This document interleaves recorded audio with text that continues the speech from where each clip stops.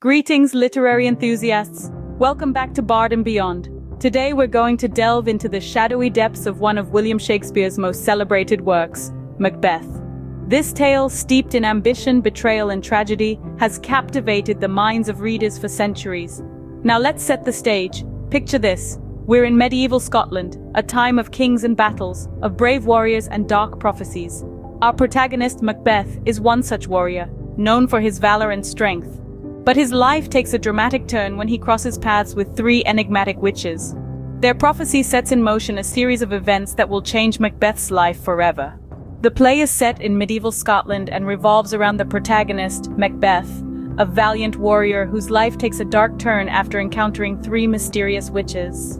Our story begins with Macbeth and his comrade Banquo stumbling upon three witches who prophesy their futures. These witches, shrouded in mystery and oozing an otherworldly aura, speak of destinies that are as captivating as they are terrifying. They tell Macbeth, "All hail Macbeth, thou shalt be king hereafter." And just like that, a seed is planted, a spark is ignited within the valiant warrior.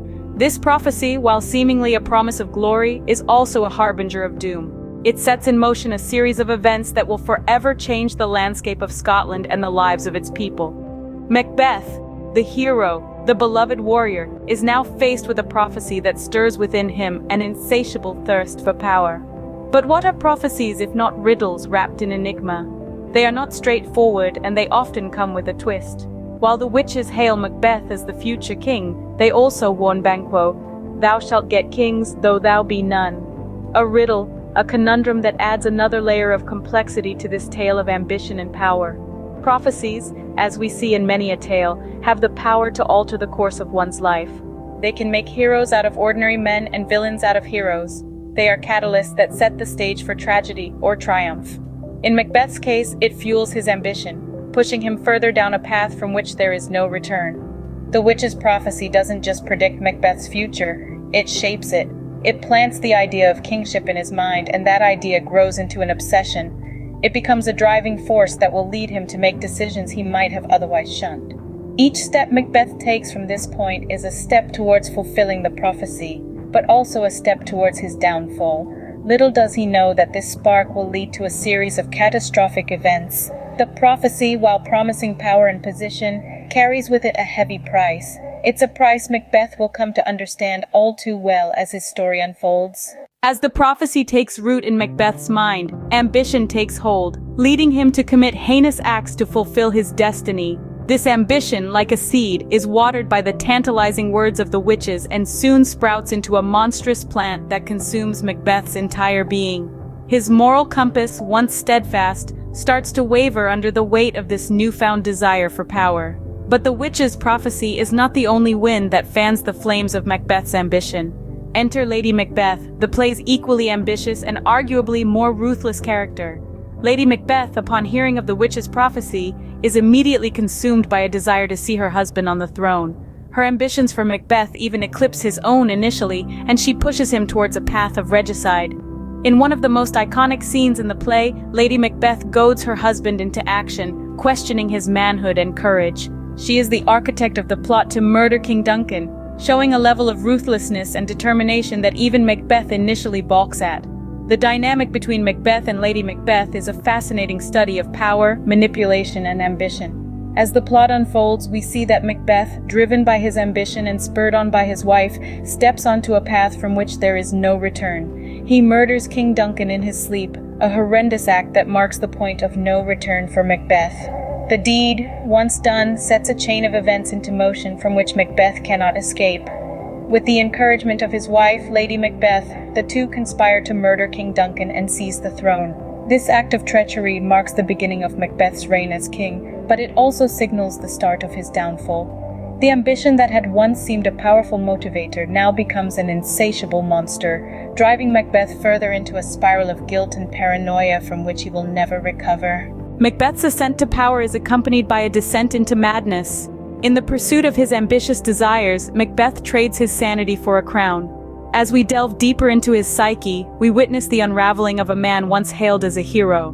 Macbeth's transformation from honorable warrior to ruthless monarch is a testament to the debilitating effects of unchecked ambition. His initial reluctance to harm King Duncan is quickly overshadowed by a lust for power.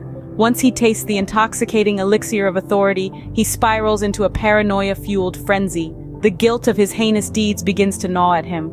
His nights are plagued by nightmares, his days by haunting apparitions. The blood on his hands, both literal and metaphorical, taints his soul and stains his conscience. He is unable to wash away the guilt, just as Lady Macbeth is unable to wash away the imaginary blood she sees on her own hands. This guilt transforms into paranoia as Macbeth perceives threats around every corner. He sees daggers in men's smiles, and every shadow becomes an enemy. In an attempt to secure his position, he orchestrates the murder of his once comrade Banquo, and even contemplates the murder of his loyal supporter Macduff. His paranoia alienates him from his queen, his subjects, and his own self. He becomes a prisoner in his own castle, trapped by his own deeds. His humanity is lost, replaced by a cold, calculating, and paranoid tyrant. The Macbeth we once knew is no more. The tragedy of Macbeth is not just his fall from grace, but the self-destruction of a man who had the potential for greatness. His ambition, unchecked and uncontrolled, leads him down a dark and treacherous path. The cost of his ambition is not just the throne, but his sanity, his relationships, and ultimately his life. The once honorable warrior is now a tyrant.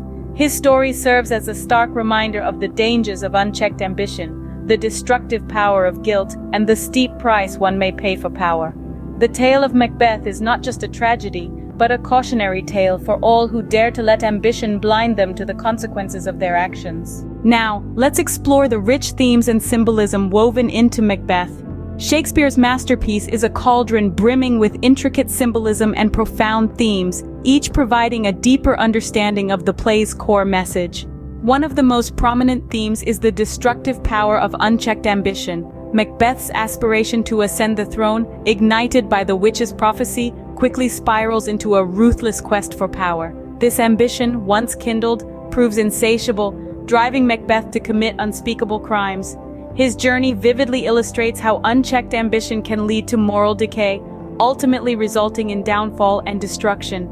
Next, we have the theme of guilt. Macbeth's guilt over his heinous acts manifests itself as haunting visions, the most notable being the infamous blood-stained dagger and the ghost of murdered Banquo. These apparitions symbolize Macbeth's inner turmoil, a constant reminder of his guilt and the horrifying lengths he's gone to satisfy his ambition. The symbolism of blood, a recurring motif, further underscores this theme. Initially, blood represents Macbeth's valor in battle. However, as the narrative progresses, its significance morphs, becoming a symbol of guilt and treachery. The repeated references to bloody hands reflect the character's awareness of their guilt and their inability to wash away their crimes.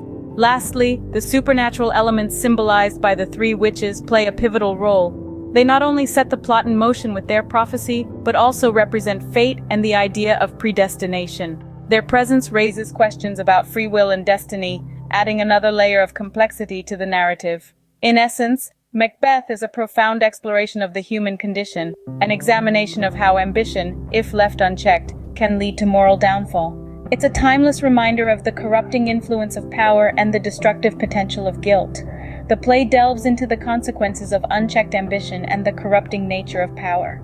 As the play hurtles towards its tragic conclusion, Macbeth finds himself facing enemies both on the battlefield and within his own conscience. The seeds of ambition that once propelled him to the throne now sprout thorns of guilt and paranoia, consuming him from within. Meanwhile, the external world rises in rebellion against his tyrannical rule. Macbeth's world begins to crumble. His beloved queen, Lady Macbeth, succumbs to the weight of her own guilt and descends into madness, eventually meeting a tragic end. The battlefield too proves unkind as Macduff, a nobleman with a personal vendetta, challenges Macbeth. In the end, Macbeth, the once valiant warrior, is slain, his reign of terror brought to a close. The prophecy, while true, had been a double-edged sword, bringing him temporary power but ultimately leading to his downfall. The once mighty Macbeth is brought to his knees, and the prophecy's fulfillment comes at a tremendous cost.